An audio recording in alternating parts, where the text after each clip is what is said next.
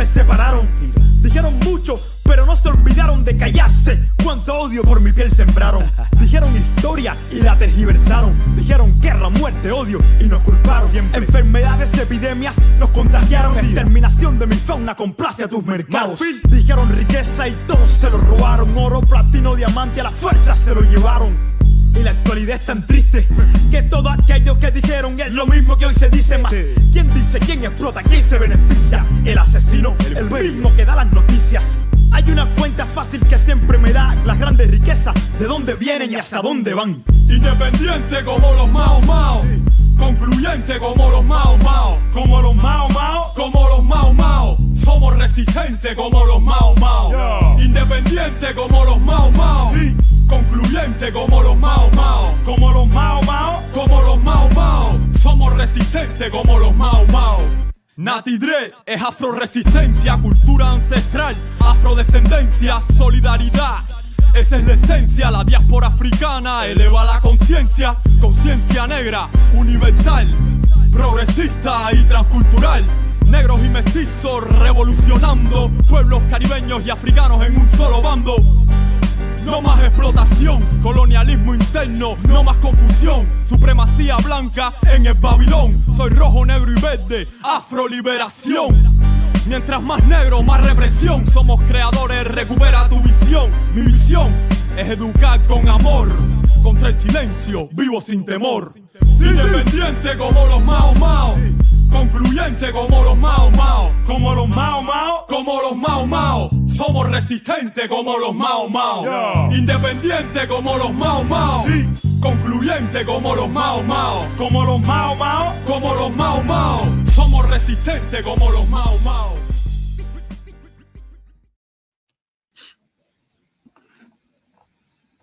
What's happening, good people? It's the Rise Up Morning Show. It's Kalonji Chong in the building. We're a tad bit late. We rose up kind of, only 2 hours late. You know what I'm saying? We pop in when we supposed to end. You know what I mean? Yeah. I thought you was going to lie to the people, but... Nah, man. I had to keep it real this morning because I already hopped on this little lightweight live earlier. So they know. Like, dude, okay. You was just on here 2 minutes ago. So anyway, we are live and we're grateful to be here. My name is Kalonji Changa. For those of you that don't know, rolling alongside. What's your name, sir? Hey, I'm Ikemba Jeru. We charge colonialism here on Black Power Media. Thanks for having me, man. Thanks for having me. Nah, I'm messing around, man. But hey, peace. Rise up to the folks out there. Appreciate y'all tapping in. And y'all already know what to do, man. Y'all know what to do. Y'all definitely know what to do. This is beautiful day. Today's Tuesday, November 12th. We're giving out dates today, letting you know that we are live because some folks be confused and whatnot. I hopped on a live earlier, Ikemba, just to do a little test run because I haven't done any of that type of stuff. So we are on Instagram live right now for folks who are checking us out on there. We appreciate you stopping through. Again, Black Power Media Reloaded on YouTube is the platform. I was told that there was some confusion. Folks thought I was still on another platform. And, so I ran into a few folks this weekend. They're like, yo, what day you coming on? I'm like, man, we must not have been doing a great job as far as pushing that we moved along. I was under the assumption that everybody already knew that we bounced a while ago. But for folks that don't know, is checking us out. Again, subscribe to our platform, Black Power Media Reloaded on YouTube. You got to put the reloaded on because if not, you'll be reloaded. Yeah, reloaded, no doubt. And again, our website is blackpowermedia.org. Blackpowermedia.org. Anyway, how you feeling today, Kimber? What's good with you, brother? Hey, feeling good, man. Had a long weekend, but everything's all good though. Got a lot accomplished, and I did last night though, man. I had a conversation with someone. It was gaslighting me, so I was, kind of that's the word now, man. But gaslighting you, gaslight me over the elections that just happened, because a lot of people are up in the uproar and are very upset about Trump winning the presidency. So him being the president-elect right now, got a lot of black folks in particular. You know, what can I say? They a little no, let me not say that. They're a little upset right now. They're angry, particularly at black men. Yeah, that's kind of crazy. Tell me about that. Talk about that. Yeah, I seen it. I don't know if I mentioned it, or I probably mentioned it on here, but I seen the writing on the wall when before the election, there was all this talk about black men not voting for Kamala, supporting Trump, and if they lose the election, you know, it's going to be black men's fault. Like that was the narrative for weeks. And I said, damn, this is the setup right here, because I didn't think Kamala was going to win the election anyway, despite them trying to push it like it was a close race. Right. I was hearing a lot of others, just speaking to people in other places and just checking the temperature around the country. It didn't look good for Kamala. And then, you know, just what I expected. As soon as the election was over the next day, you see people, you know, making posts about black men and their support of Trump. When the numbers, I knew the numbers was going to say that most black men voted for Kamala. Those who did vote, most of those voted for Kamala. Now, were there people who decided to go in another direction outside of Trump and Kamala? Yeah, I think that happened too. There was a lot of people who just stayed home. You know what I witnessed, and I ain't mean to cut you off, man, but what I witnessed was a lot of fake news. A lot of it. Yeah, a lot of divide and conquer. One of the things that I saw, and it's sad that our people are driven by propaganda so quickly. I mean, I saw graphs talking about who voted for Trump, who voted for Kamala, and all this type of stuff. And I'm sure many of the viewers have seen the same graphs. I'm talking about literally hours after this whole election. That starts on social media. You know what I'm saying? Which I declare divide and conquer move, right? Because you had all this piece on it. Oh, Latinos voted for this one at this percentage, and this one voted for that, and that one voted for this, so on and so forth. I'm talking about it hadn't even been the break of day yet. Oh, yeah. I mean, how they tally up those numbers that quick? Let me guess. It was computerized. So you mean to tell me that this ruthless ass government that has declared war on black and poor for since 1619? You know what I'm saying? Let's just say that. You know what I'm saying? Because folks keep talking about the whole, you know, all this Project 2025 BS, right? So we know that this is a system that we cannot trust, right? Just on its foundation. And of course, for all you smart guys out there, I know that the U.S. wasn't formed in 1619.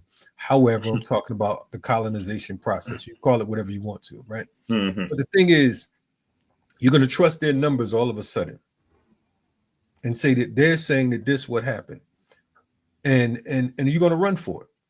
Now, I taught a political education class the other day, right? One of the things that I was talking about was the war on the black and poor, right?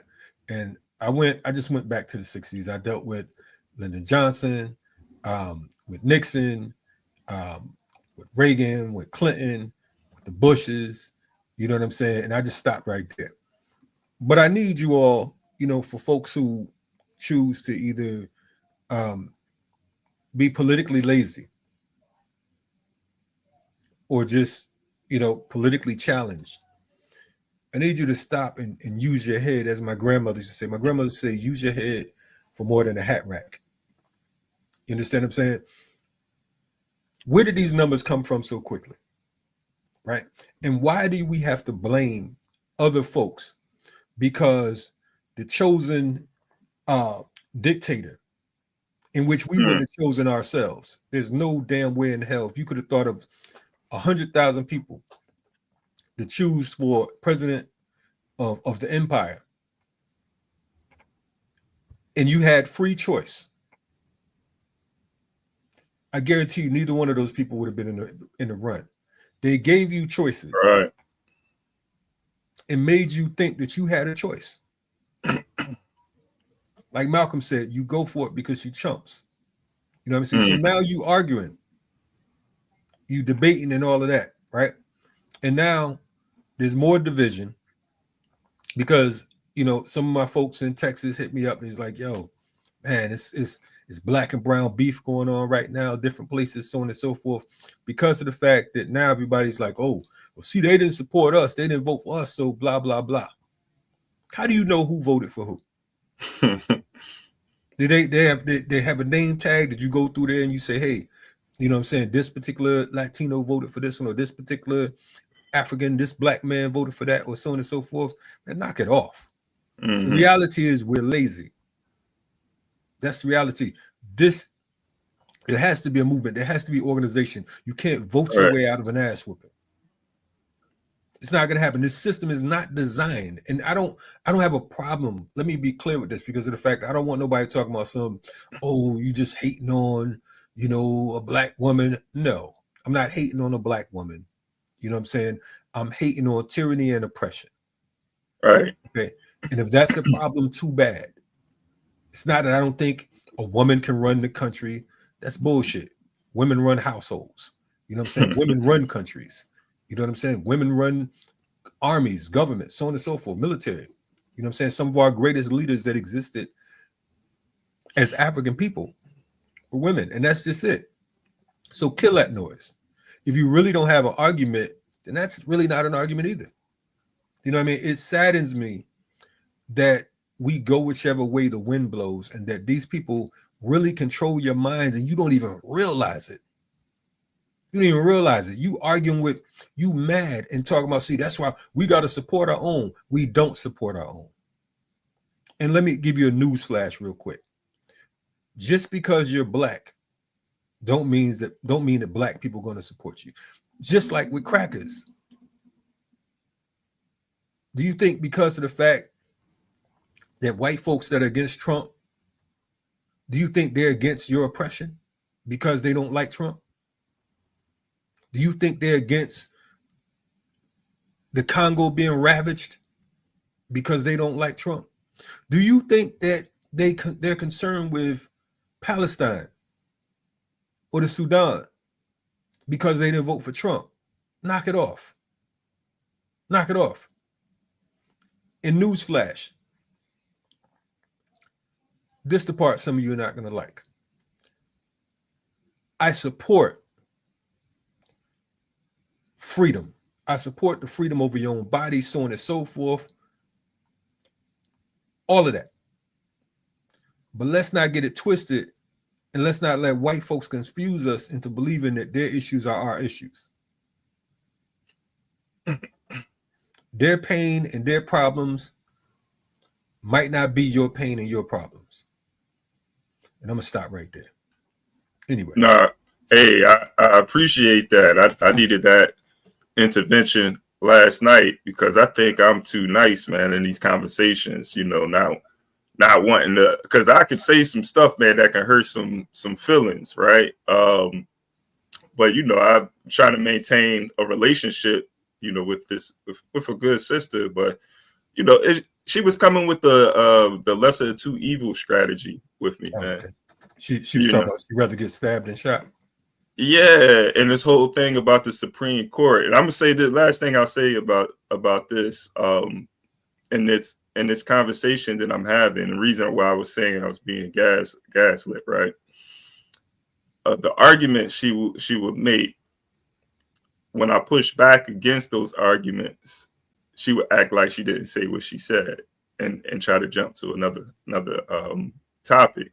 So, for instance, the whole talk about Donald Trump ripping up the Constitution, and because that the Republican Party is controlling the House and the Senate, Donald Trump can do whatever he wants. Was the exact words? He'll be able to do whatever he wants. So I'm pushed back against that. Just like, okay, first of all, in the Senate, to you need 2/3 of a vote. You need about 67 if I can recall, 67 members of the Senate to vote to amend the Constitution. Oh, I'm not talking about the Constitution. Well, you was just talking about the Constitution. Well, to pass a bill, you need a simple majority. They still don't have, 51. Whatever the case, it was just the goalposts kept moving, and it's hard to even have an argument or a conversation with someone that does that, man. But this whole thing, with just this last one, like, just to be clear, I'm a revolutionary, and you got to understand my stance. Like, everything that you said, Kalanji, I'm in unity with, man. And so to even think that I would support the lesser of two evils, I've done that before. I made that decision before. Yeah. And really, you didn't make that decision. You know what I'm saying? Because it wasn't an given. Yeah. Right. You said, okay, boom. Do you want to be executed by hanging, or do you want to be you want the lethal injection? You know what I'm saying? You say, well, the lethal injection might be less barbaric, but then you do the research and you find that it's not less barbaric. You understand what I'm saying? So the thing is, and I want folks to be clear, because some people are going to be listening. See, there they go, two brothers talking about politics. Man, nobody don't care about all that. I got daughters. You know what I'm saying? I got a mother. You know what I mean? So the thing is, at the end of the day, it's not about, for me and for the people I know, we are against the system itself. It's not about who's managing the profile. You know what I'm saying? Barack Obama, newsflash, he was a black man, is what they say, right? He was a black man. What did you get? What did you get? You had a picture of a beautiful black family. Great. They had a dog, a White House, a picket fence. Great. All that's good. But at the end of the day, nothing changed for you out of any president. None of these presidents. You folks talk about Lincoln freed the slaves. He wanted to send your ass back to Africa. And by that time, how many generations removed were the enslaved Africans here? You know what I mean? So it's just like, boom, let me throw you out here. Let's get rid of them. You know what I'm saying? Who you going to talk about? Kennedy? Who? So knock it off. Let's stop playing games here. You know what I mean? When we act like Kamala just popped up. She's been running with Biden for the last 4 years. She didn't have no power. What are we saying? What's going on? So no one, it's not, again, shit. I mean, like, what are we doing here? Yeah, I mean, your point even about choice, I mean, when you really think about it, people think about who has been in that seat. I mean, we go back to 2009. Biden has been there. It's been Biden and Trump. Since when we get to the next election, 2029, either Biden or Trump would have been in office as president or vice president. Biden been vice president for 8 years, president for 4 years, and Trump's been president for 4 years. So you're gonna have a 20-year period where either of those cats was in the White House, Biden or Trump. No, because you could take it back. Well, yeah, the White House, but you could take it back to Biden going all the way back to what, 1970, 1971? Oh yeah, he's been around. You know what I'm saying? Yeah. So yeah, I mean, and even with him and Clinton, with the 1994 Omnibus Crime Bill. Yeah. I mean, like, this isn't those names been yeah. So I mean, it's like, there's history here. You know what I mean? There's history with Kamala. There's history with Trump, so on and so forth. Neither one of them have our interests at heart. Mm-hmm. That's it. And somebody be, well, it's going to be worse with Trump. Whatever, man. We lived through Reaganomics. Yeah. We lived through both Bushes. I mean, that was like, Reagan and Bush alone is enough to whip your hair back and forth like Will Smith's daughter. You know what I'm saying? I mean, like, this right. It's insanity. And it's like, the thing I hate about social media is it gives our people the opportunity to have civil wars amongst each other. All that energy that we put into talking about who didn't vote and who didn't do this could be used to build institutions. We look at the whole Kamala situation. You had bobblehead Roland Martin and so many other folks raising millions of dollars overnight. But yet, the homeless population is at an all-time high. Political prisoners still exist. You know what I mean? And all we have to do is talk about who ain't doing what. Let me tell you something, Kimber. The other day, Killer Mike was on Cam Newton's show, right? And for maybe like 5 minutes, he talked about political prisoners. He talked about Imam Jamil Al-Amin. He talked about Imam Jamil Al-Amin, formerly H. Brown. He talked about Mumia. He mentioned Mumia, mentioned Leonard Peltier, mentioned Asada, and maybe some others, right? And he bigged us up. I posted that clip, and some folks was in the uproar. Oh, didn't Killer Mike do this? Oh, Killer Mike didn't do this. Listen, man, let me tell you something. We don't share the same politics.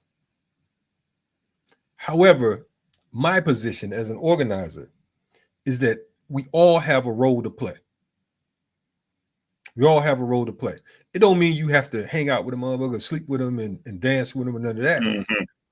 My question to you, simply for all of those folks who have complaints, who are your top 10 artists? And out of those top 10 artists, when is the last time they said anything about Imam Jamil Al-Amin, formerly H. Brown? When have you heard them talk about Mumia? When have you talked about any political prisoners? In fact, the only reason a lot of these artists are mentioning Palestine right now is because it's almost fashionable. It's being forced upon. But the situation in Palestine didn't just happen. We can take it like 7 decades. Yeah. You know what I mean? So don't be running up on me talking about what you think about the next man. That ain't my concern. I want you to run up on the artist that you love. Run up on an actor that you like and ask them what their position is on political prisoners. Ask them where's their voice. They sing, they rap. You know what I'm saying? So the thing is, listen, man, Kwame Ture, formerly Stokely Carmichael, he said, you give our people a chance. They mess up, you give our people a chance. They mess up again, you're going to off them. Listen, none of us in this so-called movement, and I'm disgusted with the movement right now. And in fact, I'm almost on my Nas shit where Nas was talking about hip-hop was dead. I'm almost like the movement was dead. A lot of these cats is clowning, straight clowning. Man. Yo, yeah. I'm in this thing, man. And some of y'all ain't gonna like me saying it. I don't really care. So what? We put my life, my soul, my energy, lost relationships, so on and so forth, still be disrespected, disregarded by some suckers who ain't doing shit but trying to entertain. You got all these organizers and organizations riffing with each other, want to pretend like they got the solutions. None of us got the solutions. Yeah. Half these motherfuckers can't organize a YouTube channel, let alone the people. You know what I mean? So let's stop playing games. A lot of these folks are in this for the fame. They're in it for some money. Some straight money. That's it. They're trying to build their nonprofits, trying to build their credibility. When they want to destroy the next person because of the fact that they want you to look at them as if they're important, if there's some type of leadership, that's whack. You know what I'm saying? Like my man said, we on the slave ship arguing about who got the biggest whips and chains. I mean, like, yeah, I knocked that off, man. It's a joke. It's a joke. But anyway, I'm sorry. I went all the way in another direction. Welcome to the venting portion of the Rise Up Morning Show. I appreciate that though.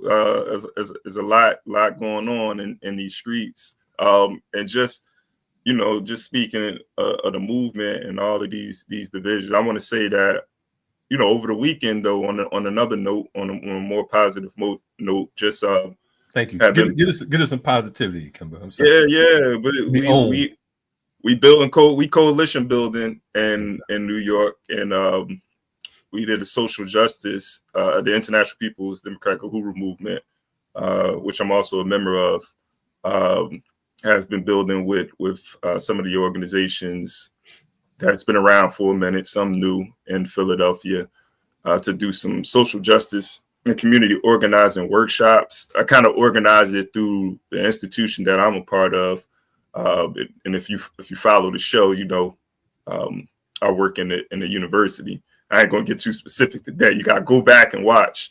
But yeah, so we're gonna be doing some community working with the students in the community, just building skills, building those organizing skills, man, showing them how to like really do this work and really bring them into political life too. So there, you talked about Project 25. They got their Project 25. This is a way that we can be on the ground and we can sort of, you know, build our project for the future as well. You know, because if you look at Project 25, they have a organizing component to it. You know, they have a political education component to it. You know, a training component to it. And so, you know, this is something I ain't even saying that that's what inspired, because I was thinking about this before Project 25. But you know, seeing that, and I'm just like, yeah, that's what you're supposed to be doing, and this is something that we should be doing as revolutionaries if we're serious about this work. So I'm seeing some stuff online about, you know, the Black Project 2025. That's all fine and dandy, you know, but you know, we right in the community with it, building with people, not online, building with people in the community, organizations in the community coming together to do this. So you know, I had some updates on that as we continue to build. Right now, you know, we just had our first one, and yeah, we're gonna keep it going, man. No doubt. Salute for that, man. And that's what it's all about. It's about being practical, man. I think that again, man, it's a sad reality. It's like you know, I wonder if our people know what we're up against. I wonder if we as a people know that we are aiding in our own demise. You know what I mean? And it's a clown show, and folks are afraid. There are people who are genuinely afraid because of what went on, because of this quote unquote election that took place a week ago. You know what I'm saying? Now, personally, I really don't know what anyone expected other than the outcome that you see here today. You know what I mean? You know, Donald Trump, like I said the other day, he's not the boogeyman. He's a white man, and he's doing what Europeans are known to do. The thing is, he's cocky and arrogant with his shit, and I can appreciate that because of the fact that it's like, look, at least you know what side. You know, he's not playing no games with you. Like, this is what it is. Like, you know what I'm saying?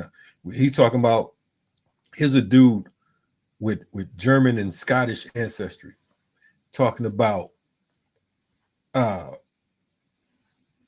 cutting down immigration, stopping immigration.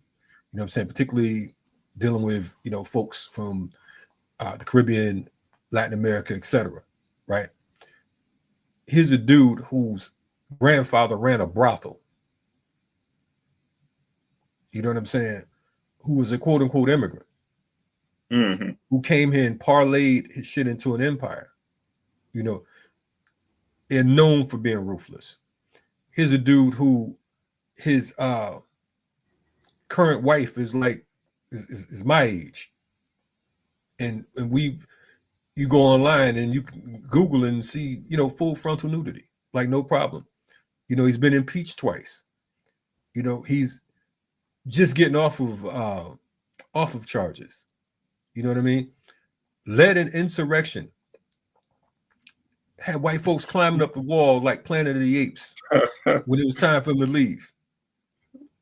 And he still became president of the United States. Right. But the crazy thing about it, and I know we have a guest, I'm gonna wrap up. But the crazy thing about this whole thing is the fact that seeing that he was still able to run, period. And you talking about who didn't vote for who? You don't think this shit is real? I mean, like, come on, knock it off. I mean, the fact that he was listen, if his name was Ronald Black, I mean, that would. I mean, first of all, he'd have been locked up with the whole insurrection thing. That's Absolutely. he'd have been locked up. That wouldn't even been no. If he'd have been talking about some They'd grab have him brought by the some roof out. man, what are you talking about? Right at the White House, right at the Capitol. You know what I'm saying? Like, what are you talking about? Yeah, And you really trying to have a healthy debate, thinking bruh. this is the sign of a hopeless people right here, bro. Hey, Kalanji, the crazy thing is, I don't know. It seems simple, man, to me, but maybe it's not. Donald Trump is a reflection of the sentiment of this country. Like, that's why he won. Yes. That's why you can't blame. You have to look inwardly and say, what the hell we have to do. You can't say the black man, the Latino population. Bruh. Listen, man. He represents the sentiment. All 320 something million people that exist in the USA could have voted for this for Kamala, and he still would have won. I heard folks are still blaming third parties. They's talking about, oh, Jill Stein and Cornell and everybody didn't run. Listen, I did the math. If you'd have took the 0.5% that Jill had, the 0.5%, Robert Kennedy got 0.5%. He wasn't even running. He had dropped out the race, and he still got over 600 some thousand votes. If you took all the third party candidates together, added them up, and gave them to Kamala, she still would have lost according to what the numbers said. And not to mention the whole electoral college, the racist electoral college. So we got to be clear about what it is we're dealing with. But again, we get carried away. We go on these rants, and we think that we're thinking. And at the end of the day, after it all boils down to it, you still got to organize. So we don't even have to talk. We don't even go no further. The same thing we've been saying for damn near the last 40 years, and folks were saying before we existed, got to organize. So with that being said, we need to bring an organizer on deck. We have a guest coming up, brother. Yes.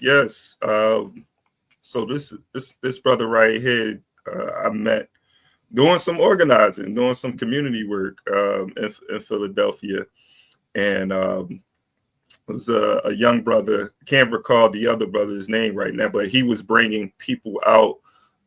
He was doing sort of a speak out, and he was reaching out to community organizers and organizations to come to be a part of the speak out. I think it was at the time it was against intercommunal violence, and just wanted to get people to. He wanted to engage with the community, and I met this brother there, and he spoke, and he was speaking about Pan-Africanism and being African, the importance of knowing that we are African people. And I said, damn, this is a brother that I need to connect with. And we kind of been building. So I think this might have been 4 years ago. We've been really building since. Let's bring him up. I want him to really give his story, Jeru Lawson, because he has an interesting bio. But I like him to, see what he wants to reveal to the people. I mean, he's an open book, but let's bring him up. Jeru, the sis. What's up with you, brother? Hey. What's going on? What's going on? You wear. Let me say, you wear so many hats, right? And I'm like, I could sit up here and talk about the different organizations that you affiliated with, but I said let me let you go because the people I don't want the people to hear my voice no more. I want them to hear yours.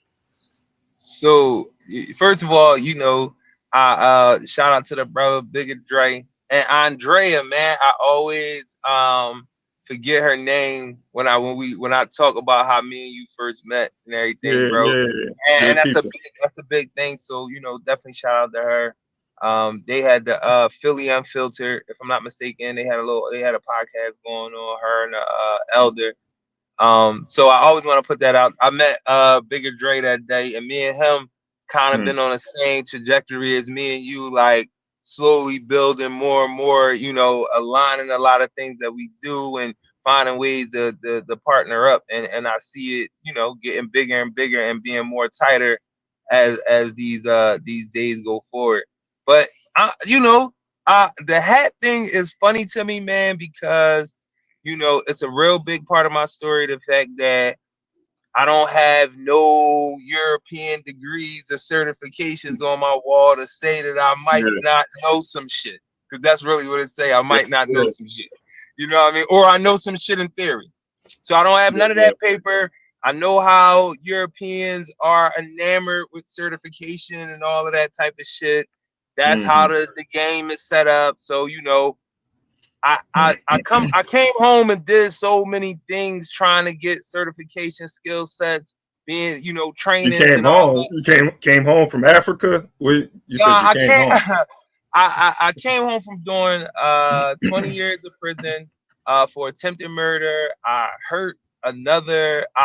maimed another black man, you know, put him in a wheelchair at 16 years old. I was 19, running around in the streets, you know, thinking that being ultra violent, oversexed and materialistic to no end was what it was to be a man.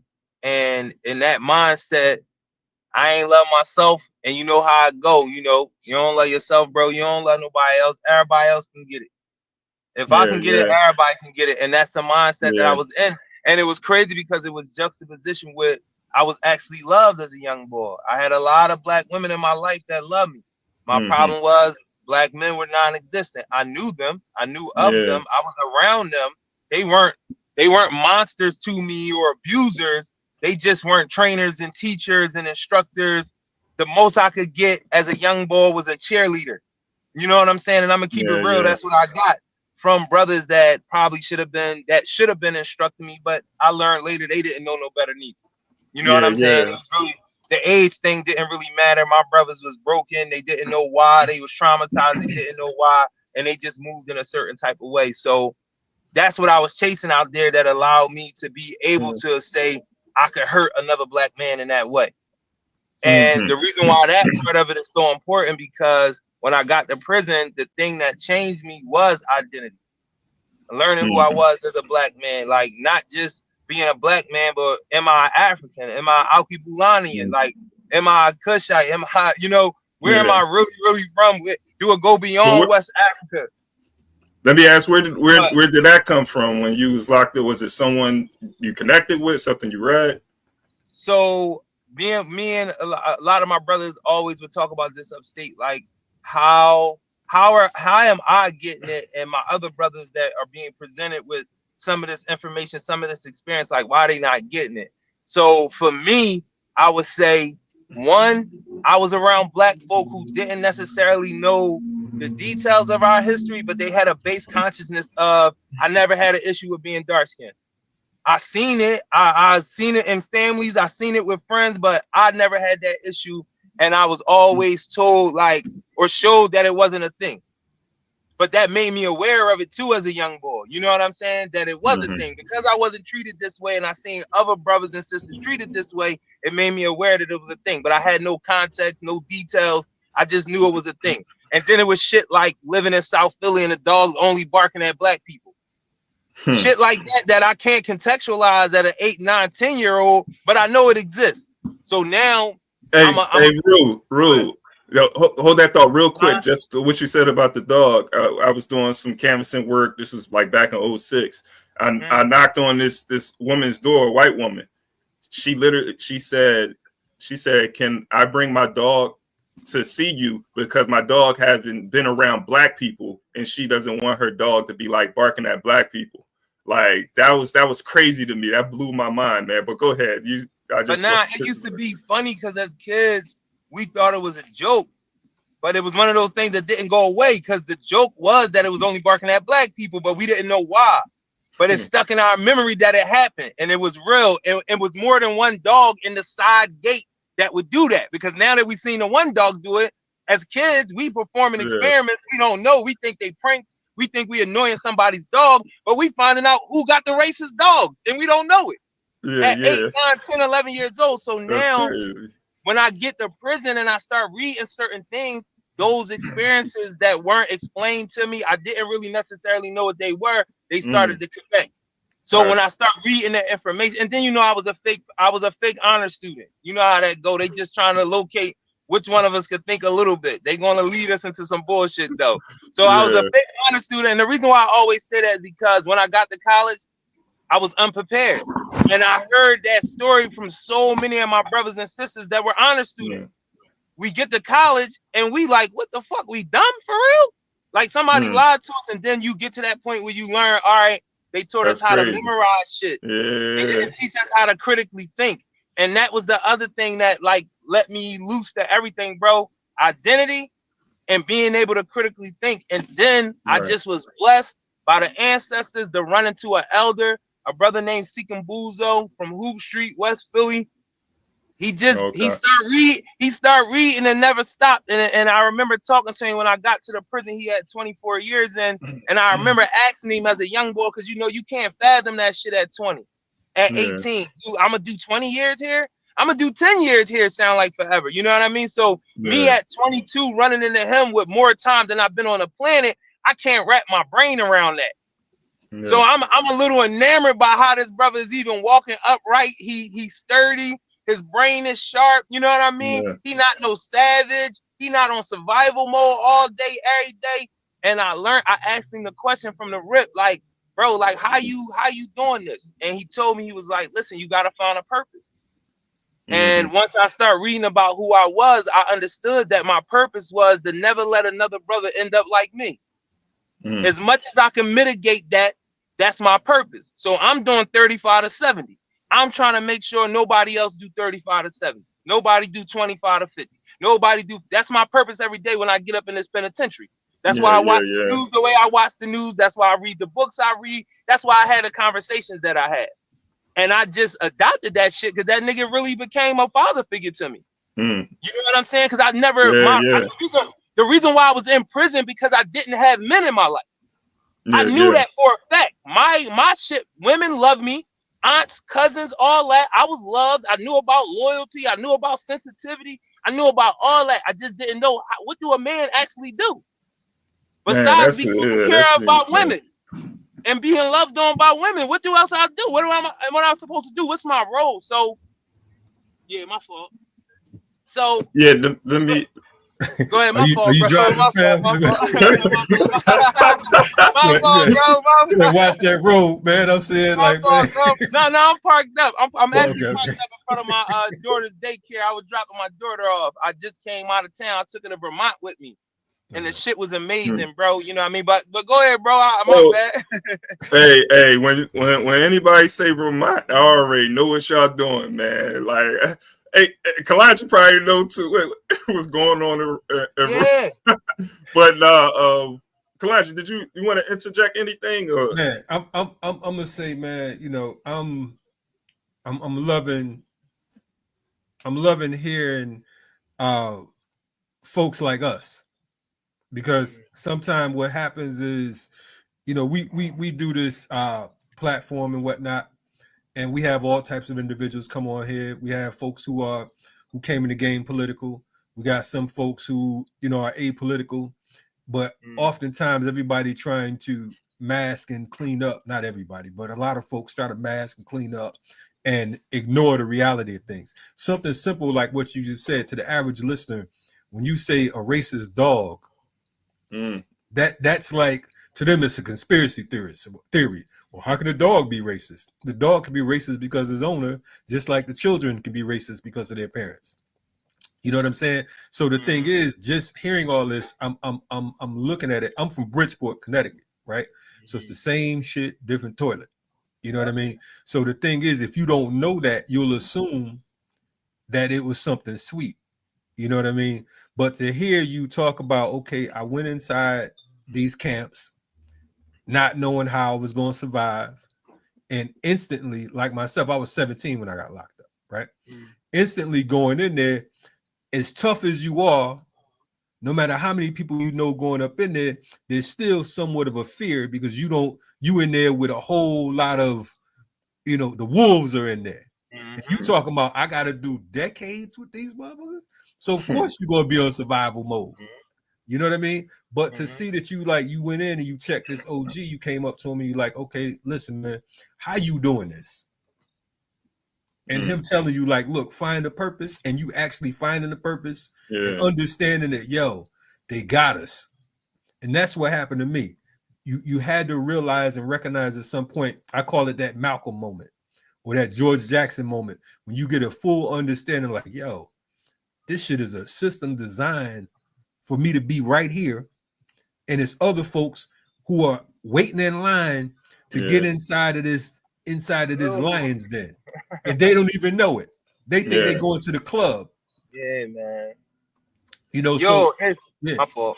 No, but go ahead. I just wanted to I just to that point, like one of the things that used to always like ring in my head, and this the hip hop joint, because I didn't want to forget this, man.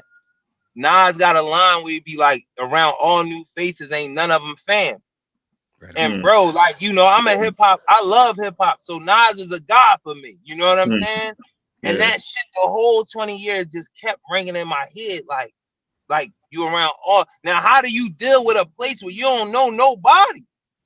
You know what I'm saying? So it was like, that's something I always think about. Like, how do each man that come in here with whatever, whether he 5'7", 6'10", he got a second grade education, a college degree. Like, how do that man stand in the door coming in there like, yo, I'm around all new faces, ain't none of them fans.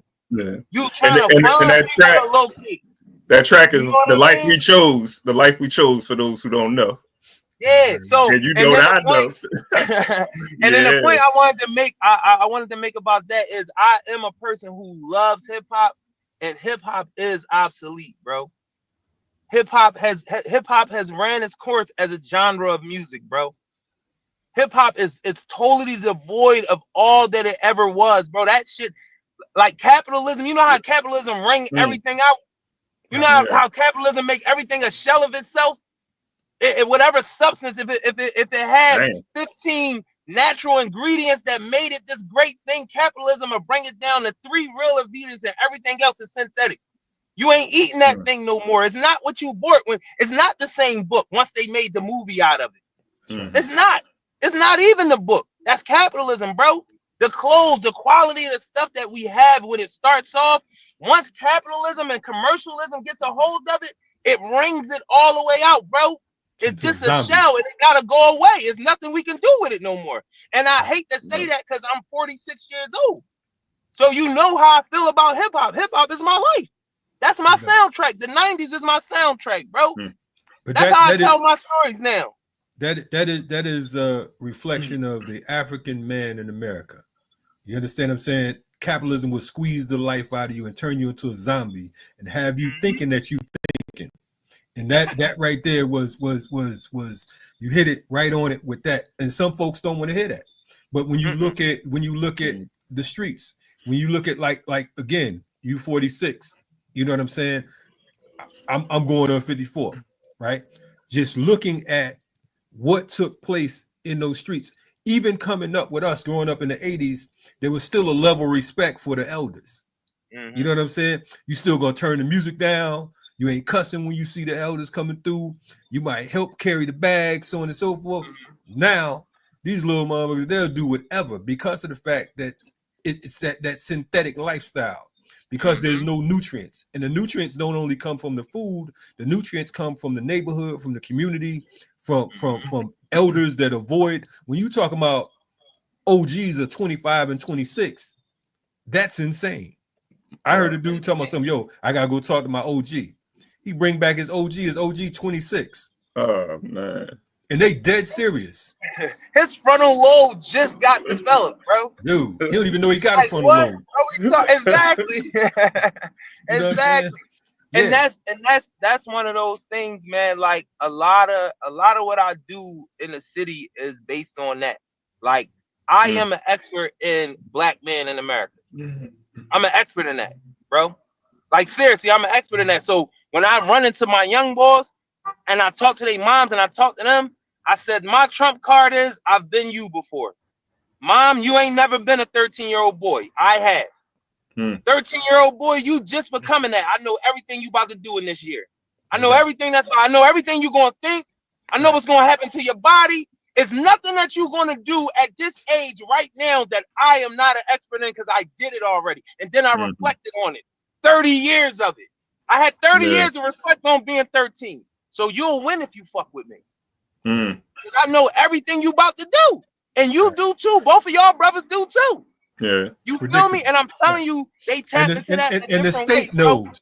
But the state knows. The state knows better than them because absolutely right now, not to cut your bill, but even with the whole social media situation, it's a do-it-yourself profile. It's a do-it-yourself Fed file. You know what I'm saying? It's a do-it-yourself psychological joint. The mentality of how folks move, you can figure them out just through social media. Have you ever met such and such? Nah, I know who he is based on how he moves. Because psychologically, you giving the state all that you got. You know what I'm saying? Because of the fact that you it's so much pain, it's so much hurt. It goes back to the 80s. Back in the day, you used to wear every piece of gold you could. Everything around your neck, the ring, so on and so forth, until somebody hungry come up on you, and then all of that is void. You know what I'm saying? You got eaten, and that's what's going on right now, man. We share our intellectual properties, we share our soul, and like you said about capitalism, it'll suck the life out you, and the next thing you know, you ain't even who you thought you was. And some places you never find yourself. Just to build on that too, when you think about, you made the point of the state, you know, knowing who we are as well. One thing we have to understand too, the state knows who we are and how we're going to respond to the system, because they designed the system. Right. They designed the system. It's like an experiment. And so through decades of seeing how we respond to systems that they created, they understand, okay, what they need to put in place. That's why they can say by third or fourth grade, your reading level is at this.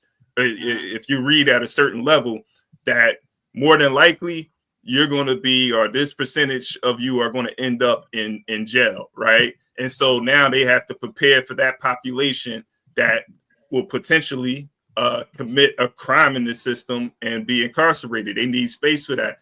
But that's what they've done. And so even, you know, one thing, going to Dr. Amerson Wilson, one thing to take away from his example of like the B.F. Skinner experiment, or the rat in the cage, something to take from that when he was discussing that, he said that, you know, black folks and white folks would look at this experiment the same way. But you can't do that, you know, because we have different experiences, right? We're looking at ourselves as the designer of the cage, right? When in fact, no, we the rat. You know what I'm saying? And when you start, exactly, you know, yeah. And an apparatus, what you talking about is an apparatus that was built to keep you on this hamster wheel. The hamster wheel is an apparatus that was created. Prison is an apparatus that was created to produce a certain thing. And it's crazy because prison is so funny to me. I just spoke to my brother's class at Temple. He teaches guerrilla altruism. His name is James Wright. And one, I just like telling the young folks to go to your racist uncle and tell him he racist and stop coming to me and telling me about racism. I didn't create that that thought process, that strategy. But I stand on it now. I'm tired of the co-conspirators and the allies and all that shit. I don't want to hear that shit no more. Go holler at the folks that you live with in intimate spaces who are racist as fuck, and you know they are, and you want to celebrate with me my struggle, but you don't want to have the tough conversation. The tough conversation is not me and you. It's not black and white. It's you with your white ass friends and family who racist as fuck, who promote all the shit that kills black people. That's real shit. And there's no other way to say it. But the thing that I say to the class a lot of times is like, yo, y'all in these spaces where y'all have to be honest brokers. And I think that more than anything else has to be taught to our people. That goes with integrity, principle, all of those different things. And the funny thing about it is you gotta heighten. Brother Muti says this to me a lot. He has said this to me a lot, and I love, you gotta heighten the contradiction. So when you're thinking about this whole prison thing and how it plays, prison is just a factory, right? It's another capitalistic tool to take care of poor white people. That's right. To keep them as the buffer, the ignorant buffer, because that's what they are. Most Americans are arrogantly ignorant and ignorantly arrogant. Black folk fit right into there as well. You talk about a bunch of shit you don't know nothing about. You don't know nothing, so you follow anything. You docile by nature. You know what I mean? And they putting shit in the water. You know, you already know Rockefeller and them changed the water of the fluoride and all that good shit. The same thing they was giving to the Jews. That's why they was never fighting. You always seen pictures of them being emaciating and never rumbling. Because he was putting shit in the water to keep them docile or some fluoride shit. But anyway, the shit about this factory is so wild because you got to really allow people to understand it from every point. That I heard y'all say this earlier about the foundation of a thing. The foundation of a thing is the Constitution. All the fucked up shit in the Constitution is still there. All we doing is move around in pieces on the board. The Constitution is obsolete. We not getting nowhere while we still rumbling on this dumbass document that was only made for white men. Right. You're making amendments, but the thing that we're talking, and I'm still a slave on paper. The 13th Amendment said I was duly committed of a crime. I got a 20 to 40. I'm only 26 years in on my slavery. I'm on parole. On paper, I am a slave. I'm walking around here on paper by the Constitution, 13th Amendment. Jeru Lawson is a slave. I'm still on monitor to this day. I'm on parole. I'm a slave. So you still got actual slaves running all around here. Most of us can't own guns, can't vote at a certain time. You know all the shit that come with being a felon. So y'all, we slaves. Yeah. And the Constitution says so. They playing with paperwork, bro. And we gotta understand that. The reason why he can move the goalpost, because they playing with paperwork, bro. Yeah. That's all they doing. So when we talk about the prison industrial complex and all that, bro, you know, it's like what y'all already saying. Everything is a part of the system that works well. We're here to make sure poor white folks are lied to enough and use us as cannon fodder while we maintain this elite system of other white folks. And that's what the prison does. It gives them generations of fake worker wealth. You know, the fake shit that they think they be losing and they be ready to kill black people about it.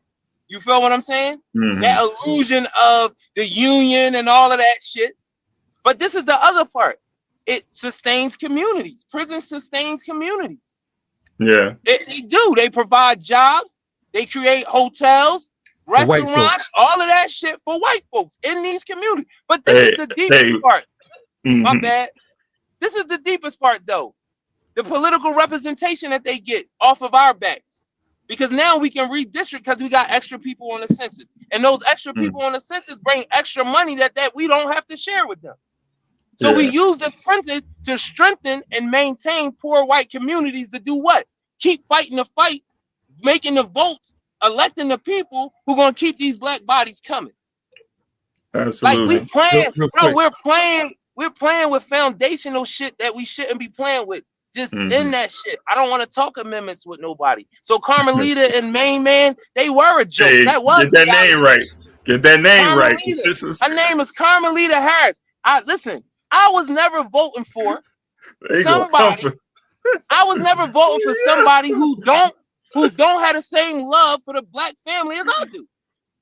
And I'm gonna leave it at that. And everybody know what I'm talking about. And black women that I know, that's how they came at me. I'm not voting for her. She don't love black men. Yeah. Hey, Dr. Bobby, you right. Hey, Ruth, Dr. Bobby, you right. Said it best, man. He's talking about the Chicago professor talking about, you know, race is declining in America. And he said he's married to a white woman. He's like, race declining for him every night. Exactly. Check this out, y'all. We're on the Rise Up Morning Show. This is Black Power Media. If it's your first time tapping in, make sure you subscribe. I know folks, this is the first time we're on Instagram, so some of you are checking out Instagram. We can't see your comments on Instagram. If you want to comment, come over to the YouTube platform, which is Black Power Media Reloaded on YouTube. Black Power Media Reloaded. Definitely subscribe and continue to support. We're here with Jeru, the assist. And he wild like the Taliban. Usually I don't like he killing his guests. Today, though, you know what I'm saying? Out of Out of every 5 guests Kimber have, I might like 1.5. So you reach Hey, the don't score. listen to that. Nah, He loves my guests, appreciate it. man. Behind the Appreciate it, bro. scenes, you know, he love who I bring. Listen, You know, And I'm just make sure I give the correction. It's Jeru. You know, the Jeru, reason okay. why that's majorly important is because I'm named after my uncle. It's like a unique thing that our family did where like I'm named after my uncle. I got a nephew named after me, and hopefully he'll pass it on down to uncles. Now I don't know if that's a fucked up thing because fathers wasn't as present as they were supposed to be, or wasn't doing what they were supposed to be. Because my dad's name is Leroy, so I always show my mom hella love that my name is Jeru and not fucking Leroy. But listen. I know you ain't want to be Jeru the Damager or Jeru either. no, So, you know what I'm saying? hell no. And Jeru the Damager, that was my guy at the time. I fucked with his music real heavy, Yeah. man. For Like, a minute, you know what I mean? he went somewhere else though. You know what I'm saying? No, Shout out. So the name is Jeru Masamakali Orji Tamoju. You know, like I said, I'm named after my uncle. Masamakali Orji Tamoju was a name given to me by my elder. Masamakali means sharp eye. It's Tanzanian. Orji means tall or strong tree. It's Igbo Nigerian, and Tumoju means one family. That's Zulu, South Africa. right on. And You sound like you living up to your name, man. You know what I mean? Man, You know, I had to listen. check. You know, Ikemba was giving y'all a bad name. Him, Eddie B, Cool C. You know Nah, man, listen. It's you said some things, and now that I know you from Connecticut, bro, like you said, it's the same shit everywhere. One thing I learned in jail, bro, thorough motherfuckers, I would say thorough niggas, you know, they come from everywhere, and busters is everywhere. You know what I mean? So the geo shit is nice. I'm a geo boy. We got our distinct shit that we do, but at the end of the day, I'm looking for Africans, man. I'm looking for black men that want to be black men. You know what I'm saying? When they say pronouns, I say black man. And we can have a conversation. And the reason why I'm saying that a lot more now, because the LGBTQ community tried to have an inquisition while this thing was going on with Carmelita Harris, bro. And I ask these questions all the time because I'm in these spaces with these brothers and sisters who say that they fight for our issues and we supposed to be all aligned. But in all the gentrified communities, that's where I see your flags. And I would be shocked. I will be shocked that that's not the same everywhere we go in the country where places have been gentrified. I see the rainbow flag in those communities.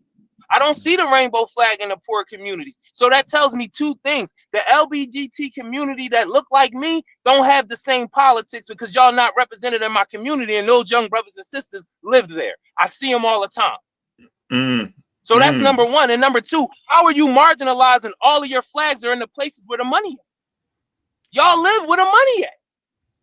So I gotta ask that question before we start talking about we allies and we start taking each other issues and utilizing them for what we gonna get.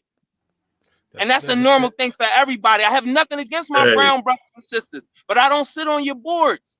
And when shit happen with black folk, y'all don't come to the community that y'all live right down the street from and say, listen, we riding for the black brothers and sisters. We not trying to bring our issue into it too. We out front for them and only them. Right. I'm not gonna bring a flag about my shit. I'm gonna bring all red, black, and green.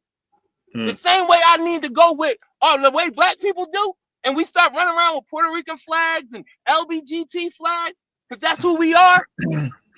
We was the first humanitarians. Y'all playing with the word. We did it first. So when that be my thing, I heard you say that, bro, and I don't have nothing against nobody, bro. But there's so many issues with our folks, you ain't gonna have enough time to help nobody else. If we keeping it real about what we looking like in America. If you really dig in and say that, I don't have time for nobody else. It ain't about loving, hating them, none of that. There's so much shit going on in my block, bro. I'll never make it off my block if I was really dedicated to black people like that. You'll never make it off your block, bro. Hey, just a quick. Hey, what you're saying now, Ru? Well, you said a lot, but even just like the off the block, you had said something earlier too, just about black men's presence in your life, and just thinking about. I'll admit there was a lot of black, my uncles, my father, and so forth, but present Well, being there and being like present though is Yeah. two different There you things. go, That's bro. a whole There you nother go. conversation. Yup. But when you think about our communities, and you could tell the same story, and I know, like, growing up where I grew up at in West Philly, I'm just thinking about my peers, people my age, maybe a little older, a little younger, and thinking about where they are now and the experiences that we had. Man, I can almost there's a high percentage of people that I grew up with was either in jail, came home, still in jail, or not here anymore, deceased, through intercommunal violence. And I mean, there's so many people. I know more people that have those experiences than I don't. And that's crazy. Yeah. That's the Black man's experience, man. Yeah, that's us all the way around the board. Like brother just said, everywhere we go, like the song go, all around the world, same song. You know what I'm saying? It ain't no new thing. This is this is what comes with war, as Imam Jamil Al-Amin, formerly H. Rap Brown, would talk about. We get, and I appreciate, war, man. Yeah, and I appreciate the brothers' points because of the fact that they got us so twisted right now that you can't even express yourself. Because as soon as you say certain key words or whatever, folks are talking about canceling. And again, I don't give a fuck about no whole so-called cancel, because when you talk about canceling someone, that just means that you're trying to stop somebody from speaking. You're trying to stop them from telling their truth. And I think that it's a criminal act, and it's European in foundation for folks to think that you can declare that we trying to be free, or declare that you want to be free, but then tell a man or woman or child how to speak. You know what I'm saying? We all have the right to express ourselves in a way that helps us to cope with this society. You know what I mean? We're in a serious situation right now, and I think that until we are clear about the fact that there is a systematic war. It is land, sea, and air, mentally, spiritually, physically, etc. Everything about us here in the United States is a controlled situation. Even when you go to the airport, they have you moving like cattle. You gotta twist this way, turn that way, move this way, get searched like you locked up, the whole nine. The only thing they don't do at the airport is a cavity search, and in some cases they do that as well. You know what I mean? So the thing is, this is general population where we are right now. And until we organize brothers and sisters on a level that is clear, concise, and coherent, then we will continue to fail. And that's the bottom line. And telling them just to vote ain't gonna get it. No, if you're gonna talk about if you're gonna talk about voting, vote on a local level. You know what I'm saying? Vote for city council. That's where that power comes in. You know what I'm saying? We had a sister from Philly that was a politician on my show a while back. I can't think of the sister's name. Forgive me. Muslim sister. I know a couple of her children were killed out in Philly. Movita. Yes, Movita. Yes, I can't remember her last name. Movita. Yes. We had Movita on maybe about 2 years ago, more or less. But I'm saying, if you're gonna have a politician, you have to have politicians who can identify with what's going on in the community. If they don't know what's going on in their community, then you're wasting your time. If you don't know where to find the politicians that you vote for, you have a problem. You understand? So again, on a local level, all politics are local. We know that. You know what I'm saying? But we got to hold folks accountable in a different way. Now, wise man gonna utilize all tools. You know what I'm saying? A cat like me, no, I'm not for electoral politics. But if it's Charles Barron, if it's Cynthia McKinney, or if it's someone that I could tap into, that's a different program. Why? Because I've been in the streets with these folks. Yo, that's crazy. Listen, when you was talking, I was trying to make sure I remembered the two people. Charles Barron, bro, I've been reading about him. I'm from Philly, but I would be reading that. I would read all the Black newspapers. So we read the Amsterdam News, the Pittsburgh Carrier, the Chicago Defender, like John with the one John from out Oakland. I can't never remember the name of it. The Bayview. The Bayview, exactly, the Bayview. So that's how I learned about Carmelita years and years ago. You know what I'm saying? when she was being sinister at a low level. You know what I We mean? just had Nobody Charles on knows here who last left. week.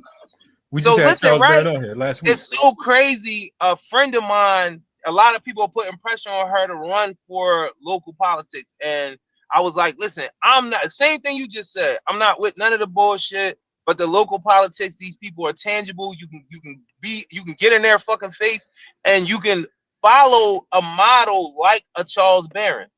I told her, I was like, just yesterday, this was yesterday, bro. I just was telling her, like, yo, read about this brother. Read about his political history. Yeah.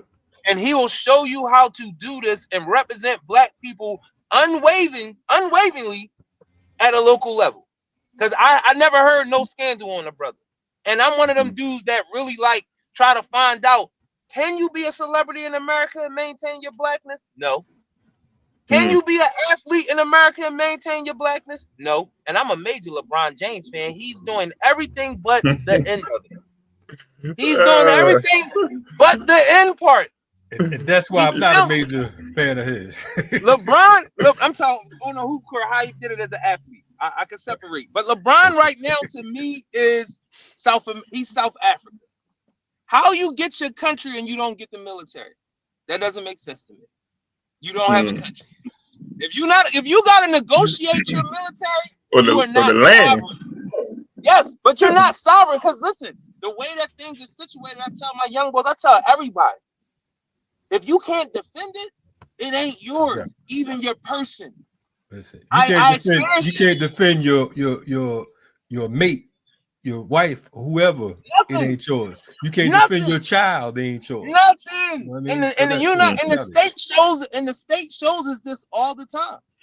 Indeed. All the time. The state shows us all the time. If you can't defend it, it ain't yours. But Charles Barron is a major dude to me. But the other person I wanted to bring up, if y'all know more about him, the brother that's the mayor of Newark. He was like a credible messenger first. Yeah, man. Nah, you talking about Baraka. Baraka's son, right? Is it his son or his Raz Baraka? Yeah. No good, bro. His parents was on point. You know what I'm saying? Shout out to Amiri Baraka and Amina Baraka. But that's about it. Now he was on the right side for a minute, but you know, politics is similar to what you said about entertainment. You know what I'm saying? You know, it is performance art. Yeah, and politics will corrupt you because of the fact that now, like they said about Obama, you ain't the president for black people, you the president for the people. So now you gotta shook, jive, scratch, you know, the whole nine. So you gotta kill black people. Let's keep it real. Any American president, as soon as you take that seat, you're a war criminal. Absolutely. That's the Let's talk about it, man. And to keep it real, you're a domestic terrorist too. Listen, man. Obama was elected president and got the Nobel Peace Prize a couple weeks later. Got the Nobel Peace Prize and then went on a bombing spree. But the reality is, even when you talk about the Nobel Peace Prize, and I talked about this here in the joint before, a lot of folks are excited when you say the Nobel Peace Prize. Alfred Nobel, the dude who actually who came up with the Nobel Peace Prize, he was the inventor of dynamite. You understand what I'm saying? So the thing is, what happened with him, there was a false report that he had died and he had an obituary and they said he was the inventor of dynamite, so on and so forth. And he wasn't dead and he saw this obituary. So he wanted to do something good so he could be remembered for something better than inventing dynamite. And that was coming up with the Nobel Peace Prize. So all the war criminals get the Nobel Peace Prize. That's part of the whole program. Exactly. You know that right there is the context that our young people be wanting, bro, and people be acting like they don't want it. That's the context they be wanting because they hearing all the other shit, but they need context to it. And that's been my word for us to be here. Yes. Brothers like you, brothers like me, brothers like my brother Kimba, like they need somebody to give a bro. They be intrigued by the shit. The context is not enough of our people that got context to what the system is doing. My daughter called me the other day, and my daughter the one that told me the whole thing about the black man pronoun thing, because she said, Dad, I'm somebody that I rock with folks having freedom of choice of who they are and all that. She's 26, so you already know how that go. With all a side of that she know from me, she's growing up in this time, and it's a battle in her head all day, and we work with it. But She said to me, she said, Dad, if anybody should be able to come in a room and identify who they are for everybody to pledge allegiance to that, because that's what we doing when we do this pronoun shit. We present allegiance. I'm just letting y'all know. But anyway, my daughter told me, she said, listen, if anybody should be able to have people pledge allegiance to them in terms of identity, it should be black people, because we weren't people at one time. We had to fight to become people, whatever that fight means, however that's a real or not real thing. But at one time, you had people saying that we weren't people and treating us as such. And somehow, some way, we have made it to being African, African-American, black. You know, that has been a upward hill climb. Nigger, Negro, color, all that shit. And we ain't finished. But we had to fight for our identity because we weren't human at one time. So now, why shouldn't we be the ones in every room saying, how do you identify? Black man in the room, black woman in the room. And we got the history behind us of why you need to acknowledge our identity in every room to the point where it has to be pledged to at every circle and every meeting. What is your pronouns? And so now that's what we saying now. Like, and if y'all rock with us in solidarity, y'all won't have no issue with it. Because y'all know that history is real. But if you do have an issue with it, you might be a white supremacist too. Because y'all living with a lot of privilege. So that's on that joint. You know what I'm saying? And that's what I've been teaching my young folks. Like, identity is a real thing, bro. We need it. I'm sitting here thinking, you know, if we was ever been in a space when you ask people how they identify, like African American, black, so for just like a Negro, so forth. We never had those. I don't know. You got me thinking about that with what you just said, man. But this is real quick, Dr. Wilson. I always refer to Dr. Amerson Wilson because you know that's our premier black psychologist, sociologist. You know, and he comes from an African-centered lens in his approach. But he talked about, you know, when a group, he was referring to Zionists, but when a group of people, you know, when they tell you what you can say and what you can't say, you know, they're trying to control you. And with the whole thing with anti-Semitism, you know, you say this, you say that, you know, and they define it, they're trying to control your dialogue. They're trying to control what you can do, you know. And this whole point is like, don't let those other people control you, man. Now this is crazy. This is a crazy thing to that point, bro. Like, cause it's always real time when you know, we doing the work. So my sister Rakia, who I do a lot of organizing with, she got invited to Cole Township. That's the prison I came home from like 2-3 days ago. We went up there. I ain't go inside, standing outside, looking at the joint, you know, taking it in for myself. She gets kicked out because she tells the warden, basically, you a fucking white supremacist. And y'all telling these men that they need to be accountable. The state needs to be accountable to these men because they've already acknowledged the reason why we here is their acknowledgement that they want to do better and be better as men. So now that they have made it to that point, and you are here, and you know the state does what it does, you need to be accountable. So she went and sat down, and they sent somebody over and said, "Young lady, it's time for you to go." So when she came out, you know, I gave her a high five. But this is the problem: why did she go back to the office? And all these nut ass niggas is telling her he wasn't supposed to say it like that. And this is the thing. She worked for ALC. She worked for the ALC. Y'all abolition and move. Do y'all know what abolition is? And you telling this woman not to tell a slave master in his house that he's a racist and we need to end this shit? And this is what her comrades is telling her at the organization, bro. That she shouldn't have said that. You would have and niggas and I gotta say it like this, man. Bro, the niggas from jail that work for the ALC is the niggas that's telling her to turn it down. Y'all the ones supposed to be telling her, damn, little sis, you went in there and represented for it. You got kicked out of prison. That's an honor. Yeah, hey, Rue. I just want the people to know he's distinguishing right now. He distinguishing. yeah. That's all good, man. But hey, pronounce your name right one more time for me, man. Yo, it's Jeru. Okay, I thought this. Word. Jeru, the assist, African support and strength, inspiration and success together. That's the acronym. I ain't even get a chance to go into the whole PSA Philly service announcement, you know, Thanks, podcast bro. every Tuesday. Hey, We do that, man. It's a community thing. I just want to come on and talk to the brothers, man. They'll find out what I do on the other shit on another time. I need more of real this. quick, man. I need I more love of this this, brother. man. we got Hey, you. I love this If we don't brother. get blackball, if we don't get white ball, we got you. Hey, I love this brother. Look, I go. He invited me to his platform, man, and you know, I'm there for the interview. So we go like 15 minutes. He like, man, I'm supposed to be interviewing you. I can see that. He do it all the time. Kimber's a wild guy. But listen, Hey, listen, man, I love it, bro. I appreciate y'all, brothers, man. I needed this morning, man. At the Vermont was dope, but I needed this morning. It's like a recharge coming into well, the this city. definitely gonna be a reboot coming from Vermont. You just did a whole Yeah. you did man. a wild move. But yo, And y'all got me back ready for the city, man. we see you. Look like you back driving too. We about to get your ass off the phone. You fronting. But anyway, man, we appreciate you coming on, man. How can the people get in touch with you and check out your platform? Yo, it's at PSA_community on Instagram, YouTube. Check out PSA Live, Philly Service Announcement Live channel. You can just get straight interviews, and then go to Glockaware. I'm doing a show today, 4 p.m. Glockaware Radio, Glockaware app, YouTube. Go to Glockaware Philly Service Announcement Podcast, man. Check me out, man. Yo, we Philly appreciate Service you, Announcement fam. one more time. We already know. That's how I know you from Philly for real, because y'all got to do like 32 PSAs. Ain't no doubt, baby. That's that hilltop hustler bullshit. But anyway, Hey, man, listen.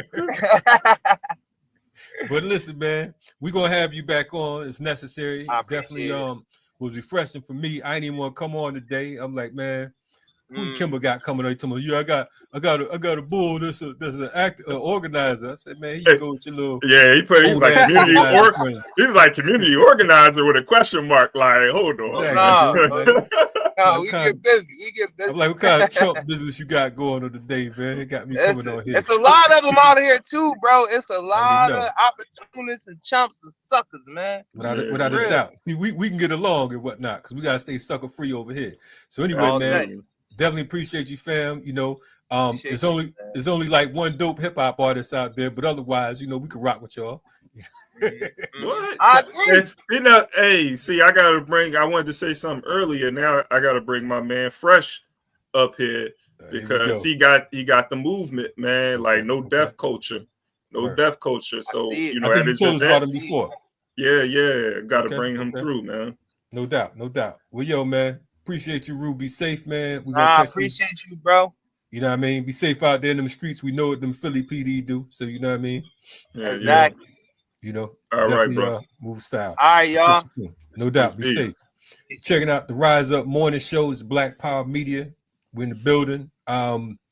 Subscribe, like, so on and so forth. Folks, if it's your first time on the program, checking us out, put a black fist in the chat. Shout out to the folks who checking us out on Instagram. This is the first day we ever did Instagram as far as Black Power Media Reloaded. We appreciate you all tuning in for that.